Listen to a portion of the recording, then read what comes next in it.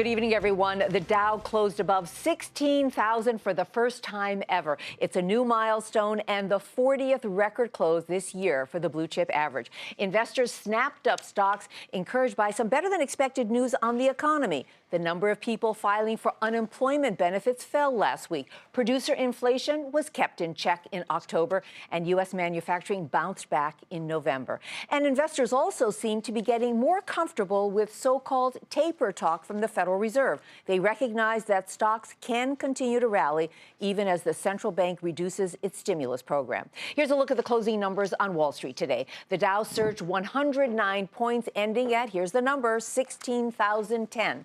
The Nasdaq jumped nearly 48. The S&P added 14 points. Over in the bond market, yields on the 10-year Treasury briefly touched a one-month high before falling back and ending lower.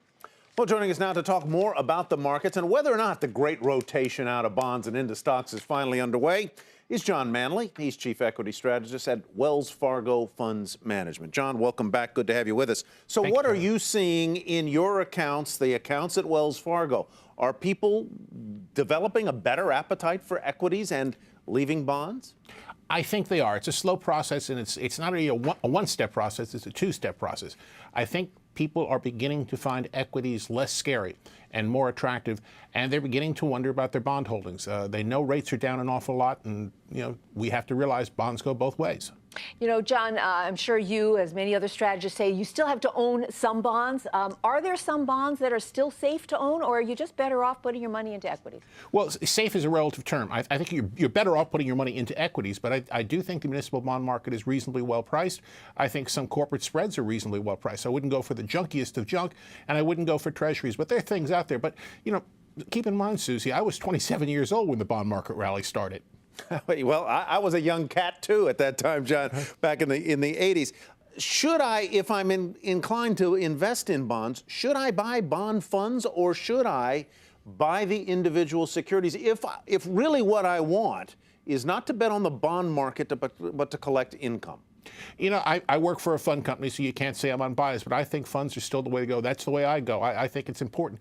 You can't do the research. You can't get the economies to scale in terms of trading. You can't get the diversification. I think it's, and costs are, I think, quite reasonable, certainly versus historical norms. So that's the way I'd go, but you're asking someone who's a little bit prejudiced. John, I want to explore a little bit more about the fear factor about why individual investors still have been so reluctant to put their money into stocks. And now today, we've got the Dow hitting 16,000. To some people, they cheer this. Others might say, ooh, this is even more reason to be scared of this stock market. Make a case about why it is time to rotate from bonds into stocks. I think the perception of risk many times diminishes the actual risk itself. And I think that's what happened. There's no question the stock market got pummeled 5 years ago. And those of us who own stocks got pummeled along with it.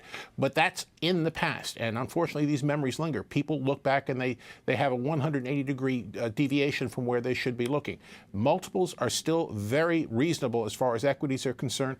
Earnings are still rising, last time I looked. And when you look at the Federal Reserve, as you mentioned earlier, they may taper, but they'll only taper if it doesn't have a negative impact on the economy, and they'll remain accommodative for the foreseeable future. That's all good. John, I was speaking to an executive of a major brokerage about a week ago, and he said it's very difficult for investors to find income today. Yes. And that they are having to take on more risk to find income, given the fact that interest rates are so low. They're higher than they were, but they're still very low. Where would you tell people to go find income today? I think high-quality equities is still the way to go. These companies have the ability not only to increase their payouts, but to grow their earnings and their cash flow underneath those payouts over a long period of time. When people retire, they're looking at 15, 20, 25 years in the future. I don't know if you can find a bond that's going to give you the kind of duration you want. And remember, when you own a stock, you own a part of a living thing. I think it has the ability to grow, and I think for a long-term retirement, it's one of the few things that's left out there. All right, John Manley, thanks. Great as always to see you. Thank you. Chief Equity Strategist at Wells Fargo Funds Management.